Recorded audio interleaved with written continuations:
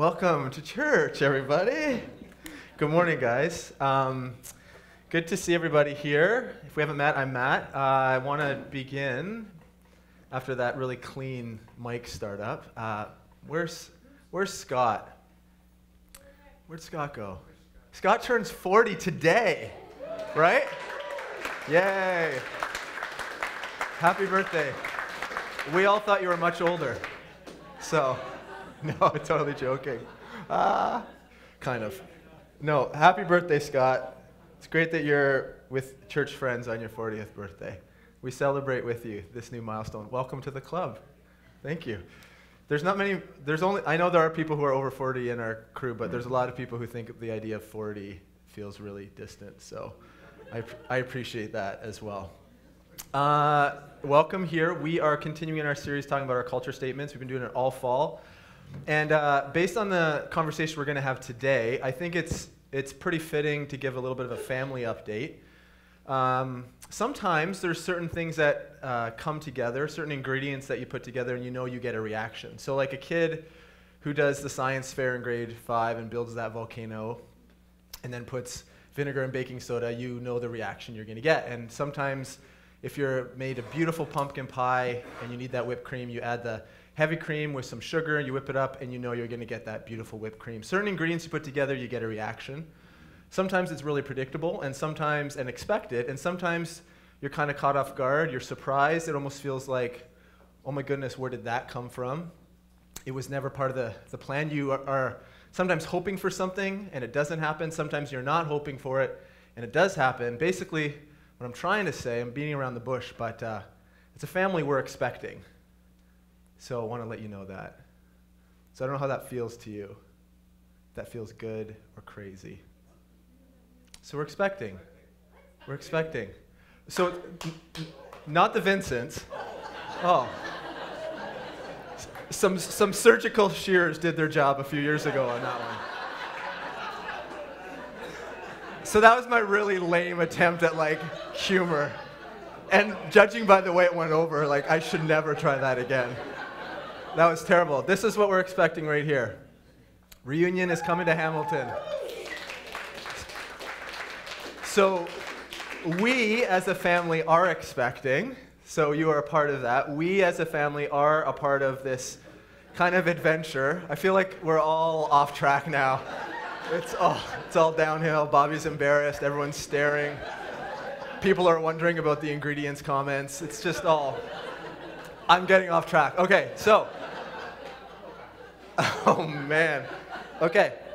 It is fitting, though, today, because we're talking about our culture statement around being planters, that we're talking about something new happening in our family, in the Reunion family, something when we set out on this adventure, even though it feels very new for us, we never fully would have anticipated, but God is all over the place and out in front of us and surprising us in many ways. And so today is about telling that story and celebrating what we're doing together and what God's doing through us together. So here's our idea. Planters is a culture of multiplication. This is the only one we haven't talked about yet this fall. It says we dedicate ourselves to natural, healthy growth and expansion while embracing intentional, ongoing relationship. Let me read that again. We dedicate ourselves to natural, healthy growth and expansion while embracing intentional, ongoing relationship. From the very, very beginning, I think it was May 1st, 2014, I said a personal yes to planting a church. And I've shared that story before. How God really grabbed a hold of me, and I'm sure we'll share it other times. But that was May 1st, 2014. And as that was unfolding for us, we began forming and shaping these culture statements, and we always, from the very beginning, had a heart to plant churches. And it may seem weird, why would a church that hasn't really even formed, we didn't even have a name at that point, why would we think that God was maybe asking us to plant and be involved in initiating new things? And it's because as we were doing it, we thought, we should also integrate that into our DNA. It's like whenever you want to add something, if you add it in at the very beginning of your life stage, it more easily becomes a regular part of your routine. It's like even if you're rowing a boat really, really slowly, as long as you're pointing in that direction, you're heading in the right way. And so we knew we had a heart to grow here as a community here in Oakville so that we're viable and sustainable. That's really, really important so that we have enough critical mass to be able to do some really cool things in our city. But also that while we're doing that, we want to be open and aware and have eyes to see opportunities to welcome other leaders to join us, to plant to expand and see what that would look like. And it was all a dream. And in many ways, it really is still this dream that's starting to unfold in front of us, which is really, really cool. And so Reunion Hamilton, we'll tell that in a second. But let me jump back. There's a picture here of Dave and I. So this is O'Reilly's Pub in St. John's, Newfoundland. And if you've ever been to St. John's, it's a really famous landmark. And this was the pub where, as live music, open mic night was going on, and some girl was like doing an okay job at singing Tracy Chapman, Give Me One Reason to Stay Here, which we all weren't sure if we were going to stay in the pub after that. But it was at that pub that night where Dave and I started saying, wait a second, if you're planting a church in St. John's, what if it was also a Reunion location? And they're separate individual churches, but we choose each other. We choose relationship, and we choose to rally ourselves around a shared set of values around these culture statements. And so because Dave and I had already been friends, it seemed really easy to say, yeah, let's explore that. Let's figure that out. And we've shared some stories about what's happening with Dave. I want to share something that happened this week in St. John's because it's an encouragement to all of us as a family. So some of us work in Starbucks or coffee shops a lot. I do that a lot. And if you've ever, who does that? Anyone's kind of set up and they're there for a bunch of hours? Okay, so you will understand what this is like. You're drinking your coffee, you're there, and there's people who are in and out, and then you get to know the people who are there, like they're there for like hours, right? You know them. And then we all come across this point where the coffee's doing its work, and you now need to use the washroom. And so over time, you start developing this little, like, hey, you watch my stuff? I'll watch your stuff. And you start having like your trusted friends that you can leave your computer there while you quickly go and then come back. And you guys know those things? You ever do that? Yeah. The first time you're not really sure, you try to go really, really quick because you don't trust the person that you said, can you watch my stuff? But then as it goes, well, Dave had this experience with this guy. He is a Muslim guy, and he has not yet told his family about the things that are going on in his life. So I'm just going to call him Harold because I don't have many friends named Harold, so it sounds good to say Harold. So Dave had this one interaction with this guy named Harold in a Starbucks, and he said, can you watch my stuff?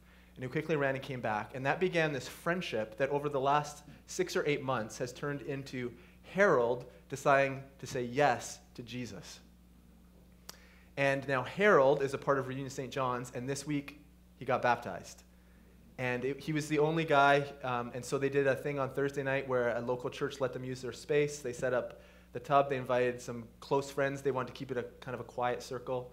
And Harold got baptized this week. And Dave quickly texted me some pictures of it, and I'm sure we'll be able to share it in the days ahead once he feels comfortable in letting his family into the loop. There's significant implications for him in saying yes to Jesus and it becoming public.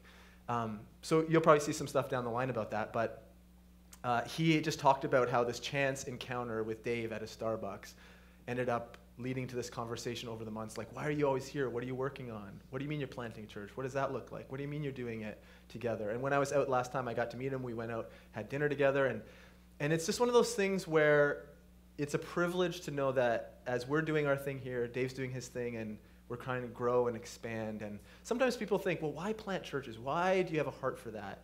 And really our heart is we think it's in line with what Jesus is asking us to do as disciples, that whenever people who are following Jesus get together and they invite other people to consider it, that group we would trust in health grows. And as it grows, it becomes more important to have a place to say, here, hey, we're here in the city, let's hang out here, let's invite more people.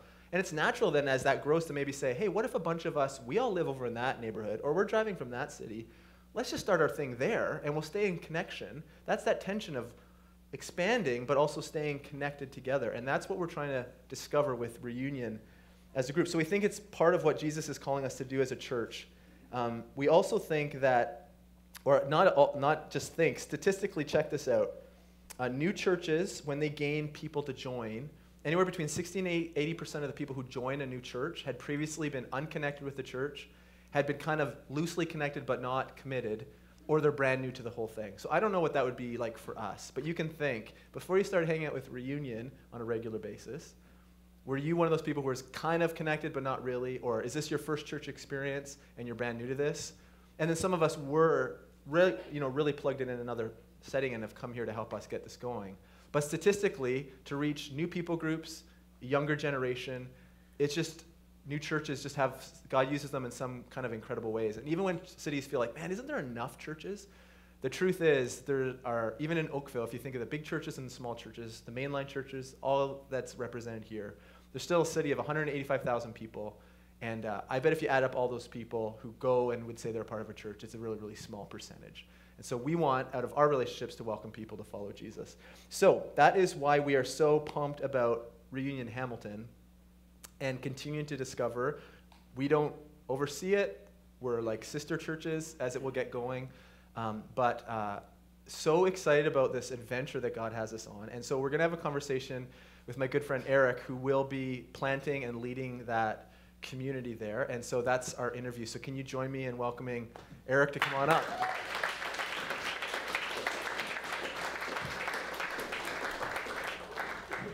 You can sit here, and you can use that mic. So I'm not getting it for you, no. This is like, you're your own planter now. This is where the support ends, right here. So Eric and I have known each other for a long, long time. I first met Eric, maybe in 2003-ish or 4, when you were a high school student. I was just a little bit older, but high school student. And we started connecting mostly around music. And then when Eric was dating and then got engaged to Laura, and then Bobby and I had a chance to walk with them through that season, and then I had the privilege of officiating your wedding. We actually have a picture here. I just stole off someone's Facebook, some random person's post. See, there we are. Back, what year was that, Eric? I don't know. You don't remember? Laura? 2009. 2009. I said it right before she got it out. I did. It was coming. I did. So Eric's been a friend for a lot of years, and it will maybe come out in our conversation, but I've been bugging Eric probably for a while to say, when are you finally going to soften your heart to the Lord and plant a church? I think you've been rebellious for a long time. You actually, no, you said you had a word from God for me. Oh, that's right. And I thought you were going to break up with me, because that's usually how that goes, isn't it? God's told me something. But first, as we get into all this, just first, for those of us who don't know you, just share a little bit about who you are, and even just, we often have a thing here where we say, why did you say yes to Jesus? When did that become real to you? And just give us a quick snapshot of who you are. I'm Eric Fusilier, married to Laura, who's over there. In 2009. In 2009, great year. And both of our families, I've been in Hamilton since I was about 15 years old. Laura's from Burlington. Both of our families are still in the area, so we have a pretty tight-knit family group there. I have been working at a church kind of on and off for the last several years. Before that, I was in a band, or intermixed in that, I was in a touring band. That's basically me. Yep. In general, for the last several years, that's been my life. In terms of coming to know Jesus, my dad is a pastor, so I've been very familiar with church all my life. And I grew up in Texas, actually. So I moved to Hamilton when I was 15, but before that, I lived in and grew up in Texas, where my dad had planted a church. And basically, I came to know Christ. Obviously, I was in programs, church programs, all along the way. All the kids' programs that you can imagine are basically, 4 or 5 days a week at church. And one time, I was too young for this particular kids program, kids club, I think they called it. And my oldest brother came home super excited. They gave him like a bracelet with all these different colors on it, and it kind of like walked through the story of Christ. And he was so excited. He came home and he was like, Eric, you got to hear the story. I got this cool bracelet, and you got to, I'm going to tell you this, but I really have to poop. So follow me into the bathroom, and let me tell you about this bracelet. So literally, he's sitting on a toilet. Just like good brothers. Just right like a there. brother would do. And I'm sitting against the tub. My back is against the tub, and I'm like looking up at him. Unflattering. But he proceeds to tell me the story, and then he prays with me, and I said, yeah, I'm in. I don't want to go to hell. That's basically it. Wow. Just like that. Bathroom evangelism. Yeah, and that's kind of my model going forward, too, when I bathroom conversations. That's good. Yeah, so I actually remember very specifically. So that was kind of my first exposure to the gospel story. And it didn't smell great. Wasn't anticipating that one. No, yeah. But when I was about 14, just about to, my dad had told us that he felt called to move to Hamilton through kind of a random series of connections. And he really felt like, the stats were pretty weighed and, interestingly worked out that Waco, the town we were in, was about 80% churched at the time. And I think Hamilton at that point was less than 20. So it was almost a polar opposite sort of in terms of religious affiliation or just any sort of spirituality at all. And very post-Christian culture, as I'm sure you guys are aware of. That is the Canadian sort of landscape. So I remember having a very specific instance. They let me go on this mission trip to Mexico with like the senior high, because I never got to be part of the senior high group, and I really wanted to at the time as a middle school student. So they let me go, and then at the end of the trip, which was pretty eye-opening, just short-term missions in a pretty desolate, poverty-stricken part of the country.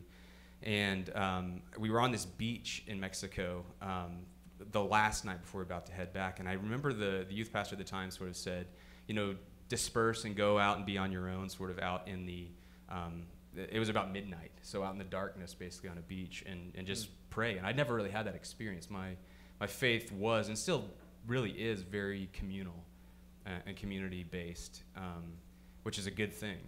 But this, it wasn't part of my habit as a middle school student to be sort of retreating or finding space in the wilderness to meditate and connect with God. And I just had this overwhelming sense that, my dad was being called as a planter or as a pastor to reach Hamilton. And I felt for the first time like a call on my own life to join in that it wasn't just my dad going, but we as his family were supporting him, but also we were sort of on mission, if that makes sense. So at that point, that's when I first sort of take my faith seriously and really grow to understand and learn what it meant to spend time knowing Jesus and what his call was for me as a disciple. I think that's really cool. I just want to read this passage that adds to that conversation. Your dad's heart was to recognize where he felt Jesus needed to be heard in the message, and we use language often around the kingdom, which basically would mean just where the ways and actions and teachings of Jesus become present in a local setting. So we say that as people move in, as followers of Jesus move into an area, they bring kind of the fragrance and the being of the kingdom into those places, into those cities. And Jesus says this when he's describing the kingdom. He says this. This is from The Voice. It says, do you want to understand the kingdom of God? Do you want me to tell you what it's like? It's like a single mustard seed that someone took and planted in his garden. That tiny seed grew and became a tree so large that the birds could fly in and make their nests in its branches. Do you want me to tell you what the kingdom of God is like? It's like some yeast which a woman hid within a huge quantity of flour. Soon the whole batch of dough was rising. And then Peterson in the Message kind of paraphrases it this way. He says, then he said, how can I picture God's kingdom for you?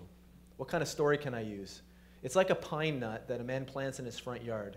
It grows into a huge pine tree with thick branches, and eagles build nests in it. And whenever we think about the planting idea, I share that because whenever we think about the planting idea, which you're referencing even in your dad coming, not to plant a church, but to be part of revitalizing an older established church in downtown Hamilton.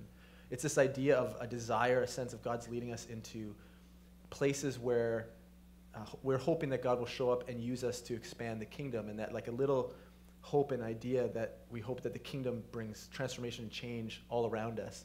And really that is a part of our value in planting, is saying where do we sense God leading, and what does faithfulness look like to represent the kingdom, represent Jesus in new places in different ways, in ways that are just naturally, they feel natural to us, even though there's other church expressions. It's just being faithful to what God's saying. And I know that's part of this story for you. Can you just talk about, in this relationship with Jesus, the highs and lows? Because I know you have experienced highs from a personal, like, longing, vision, dream perspective, and also deep lows, and where that then leads you out the other end about to plant a church. So can you just share a little bit about that story? Yeah. So I think when having grown up in Texas, my obsession was basically sports and nothing else. My dad made this comment once about we were very ignorant Americans, and he made a comment about there's something about the Canadian landscape where it seems like Americans who move in seem to do fairly well. And so he's like basically it's saying like there's something, if you can be assertive enough, you can do whatever you want. Which I was like, okay. I mean, he's very much softened. He's very Texan. Wow. Yeah, we were. I had no idea. We honestly didn't know anything that was beyond Texas, let alone the U.S. and actually just a couple years ago I became a Canadian citizen, so I'm fully on your side now. Welcome. Don't worry. I have been back to Texas since, and it's not my place anymore. Yeah. Now you realize how crazy it is. Yeah, Trump. Yeah. Is that what you're saying? Yeah. Okay. I'm saying the whole gamut. Okay, the whole thing. All of it. Anyway, yeah, so there was a pretty profound shift for me when I first moved here, and for the first time, my dad was really into music, and that was a big influence on me, but I fell in love with music on my own as a fan of music, and then started to learn instruments and stuff, and so it became pretty much like a pie-in-the-sky hoop dream to be in a band that tours, and that's happened. So I would say what happened in that is like, as I found God shaping me to become, to understand better what it meant to follow Christ more than just what in my perception as a 5-year-old in the bathroom was a ticket to ride, to heaven. That there's so much more beyond that, and that we were called to actually live here like it matters now, according to Christ's teachings, but also according to the way that he lived as we emulate him. So that was happening in my life just slowly as the progress happens, but also like this love for music was growing. And I got involved with worship and stuff at the church that I was at, my dad's church. And over the years, I found we had the opportunity to actually I found myself in a band that actually could tour and make worship music for the church. And that was an incredible thing. So back in, I think, 2010, we sort of formed and started writing songs, and then just in like a fluke, certainly God must have been leading it, but it felt like a fluke at the time that we got a song on the radio down in the States, and then the band sort of just took off. Mm-hmm. So we spent the better part of 2011 on this pipe dream sort of weird, surreal state, chasing these tour dates, just exhausted, but so excited about the chance that we actually got to do this. So that was basically the whole year of 2011. We actually have a couple pictures just of the band. Oh yeah, there we are. There you are, looking good. I'm just gazing off into space. I might be mad at you. Very arty. Actually. Your resting face is often mad, but yeah, I'm not a friendly-looking guy. But neither is Aaron. Look at Aaron. No. On the right there. Yeah, so this is a band some of you would know called the City Harmonic. City Harmonic. They're still rolling. Yeah. Yeah, they're still going. And so yeah, we got to do that for years and years. But the first year of touring was just incredibly draining. It was exciting, and we were just chasing this sort of momentum that kept building. And we were so blessed and lucky to be able to do it. So it was certainly one of the highs of my sort of spiritual life, because it wasn't just a thing where we got to pretend to be rock stars, which we were pretending, but there was a thing where we actually got to we had the opportunity to meet people and have these incredible conversations. One of the tours that we did was actually trying to bring local pastors together to emulate something that's happening in Hamilton, you may be aware of or may not, is there's a True City movement where a bunch of local churches have partnered together to share resources, to share vision, to encourage one another, to share stories, and to really just support each other. It's a beautiful thing. And some incredible things have come about because of it in Hamilton that are affecting the cultural landscape of Hamilton for the better. And anyway, so we kind of had that in mind, and we got to do this tour where we brought local pastors together to say, this is what's happening in Hamilton. Is there some sort of way you can incorporate that here? And we saw some really cool stuff happen. So it was actually just it was amazing to be able to tour and play music. That was a dream from being a teen, but it was incredible to actually be part of seeing God use our stupid little band for incredible things that we had no control over.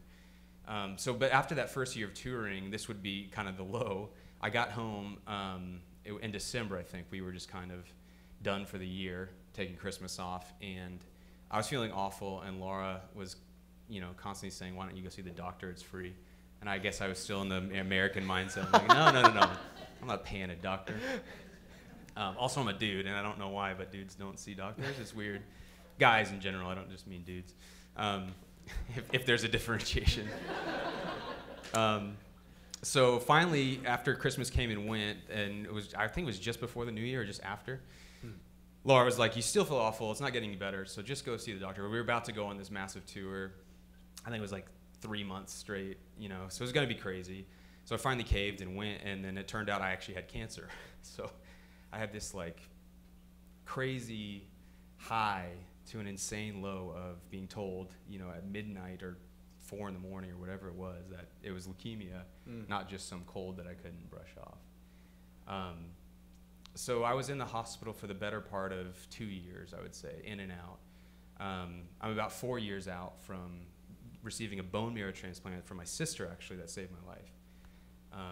And really, it was a miracle. God intervened, and there's no reason I should be alive outside of His incredible provision, beyond just the fact that I'm, physically saved.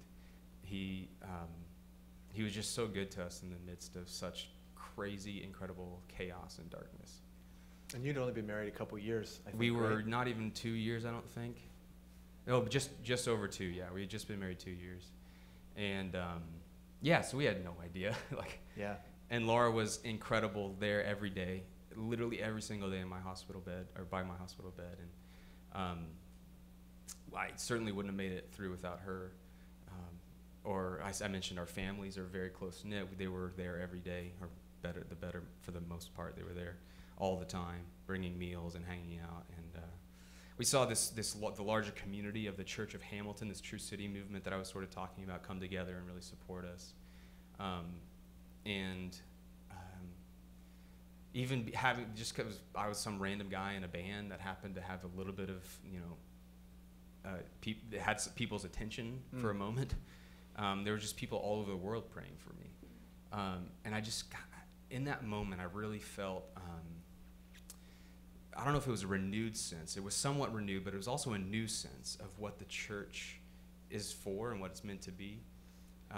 Because on the one hand, I have an incredible wife who was there, so strong and so loving and so supportive through this whole thing. I had my family. I had the church the church we literally went to, our community church, but also the Church of Hamilton. And then this wider, sort of universal, worldwide church of people praying for us. And it just made me realize, what a beautiful picture of what the church is meant to be. We're not here to exist to simply lay out some rules of morality, but we're there to actually be there so people don't have to suffer alone. Mm-hmm. And I did. And that's not contingent on the outcome. Obviously, at all. Obviously, we're celebrating your outcome. Yeah. But it's still a beautiful picture when people, families, communities come together. Exactly. Yeah. I think, and there were times when it looked like I was going to be, they said, you're not going to live through the next 6 months. And had it turned out that way, as it does often, I know it does. I acknowledge that God has saved me, but I know that it doesn't always go that way, and it's a difficult thing to grapple with, and it plagues me sometimes still. But I've recognized, regardless of the outcome, like you say, there is something beautiful about the support of being there for one another, spiritually and in spirit as you pray, but also just physically as you sit with people who are mourning, as you bring them things they need on a practical level. So I just saw this incredible picture of what the church can be when they're united. I remember one time coming to visit you, and you were in one of those isolation rooms, and we had to get all gowned and masked and couldn't touch. And I know that was one of the dark moments. I remember getting into the elevator, leaving the hospital, and just crying because I felt like, I don't know. It was one of those moments when they didn't think you would make it. And it was one of those kind of in the Psalms when David is writing and crying out, like this anger, like, God, where are you? What's happening? Why are you not present? I felt like it was one of those moments of like, God's not present here, and it feels so hopeless. Remember that was... Yeah, it did. There were times when it was just overwhelming darkness. I didn't know.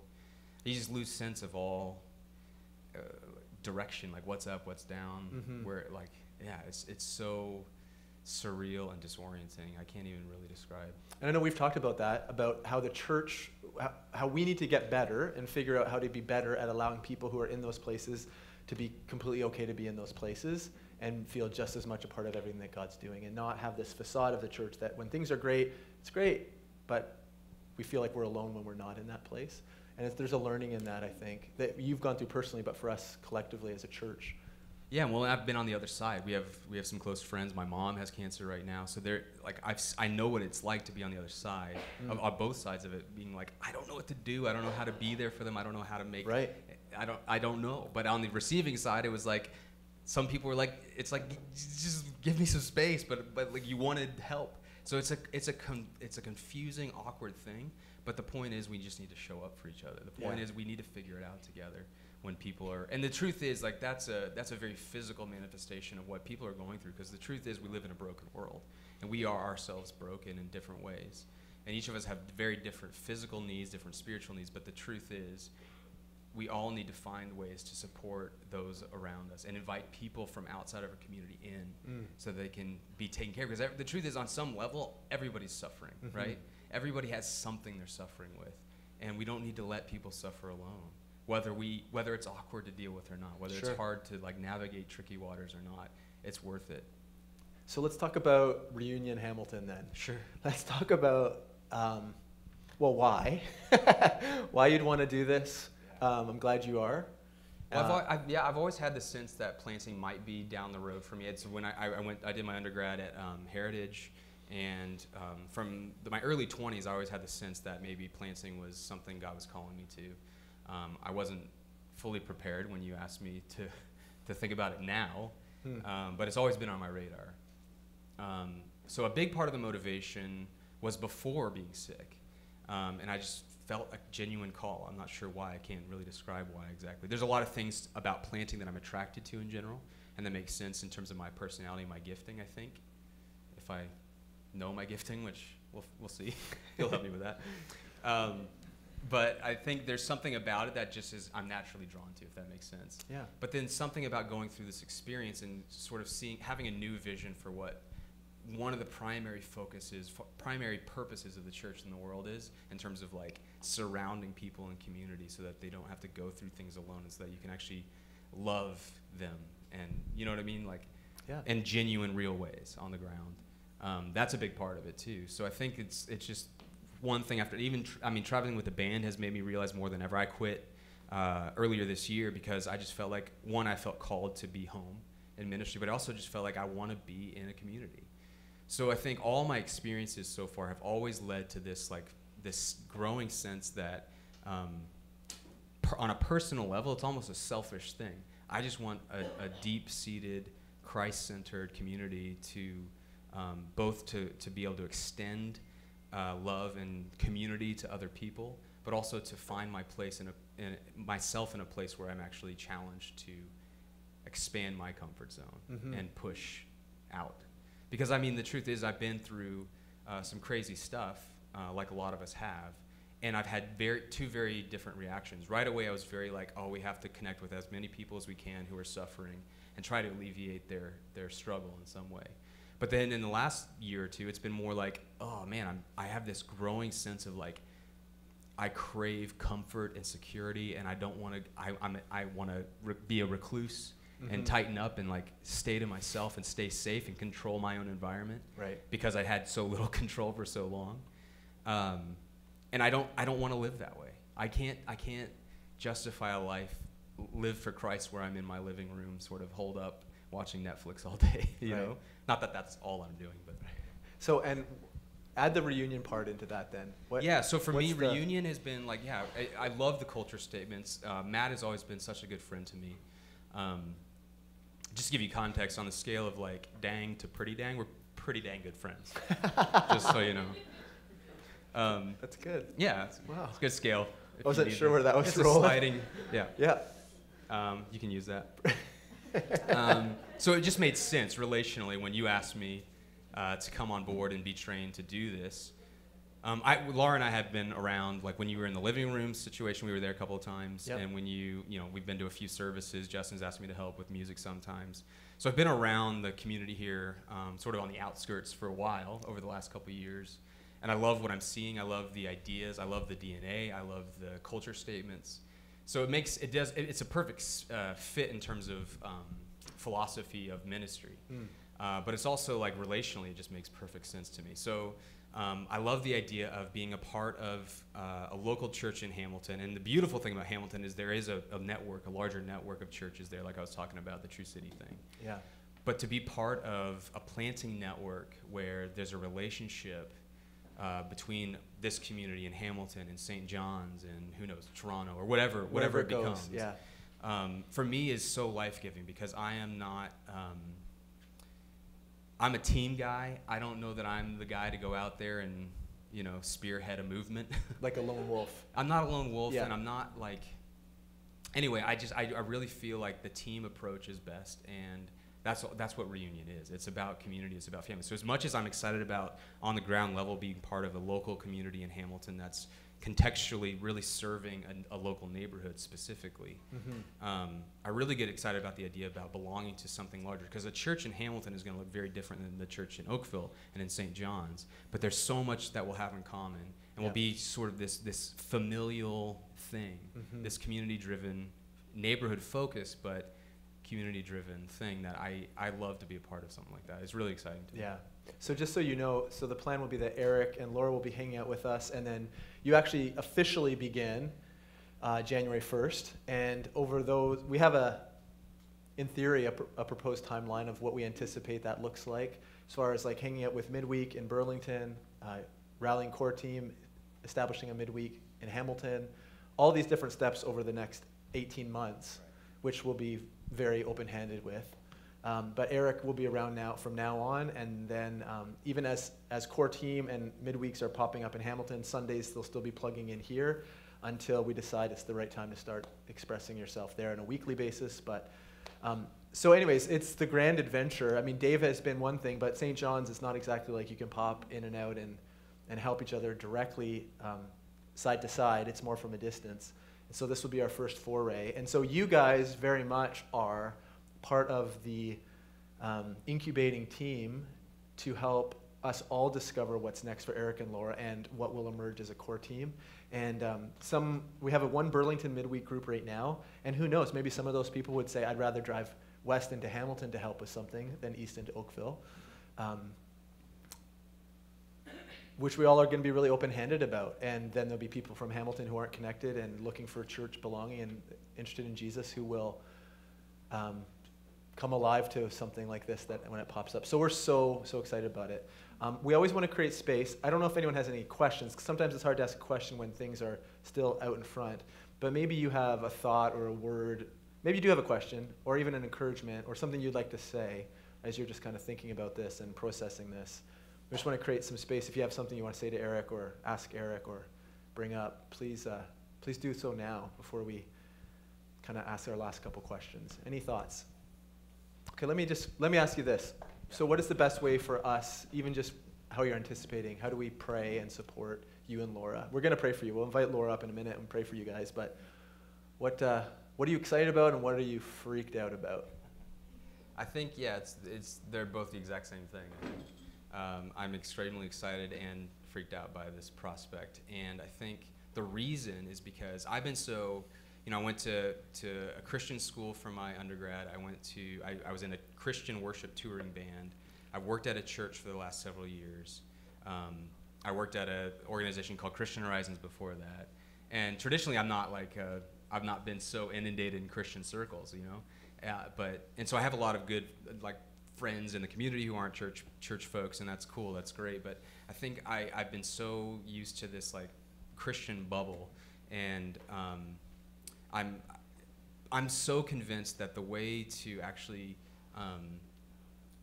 which we talked about, or I mentioned community and actually inviting people into our community. Right. I think there's such a need in Hamilton especially for a church community, a vibrant church community that is way more interested in inviting people in to our lives as opposed to a service. And I think there's something about people who aren't familiar with church that have just no connecting point for what a church service is even.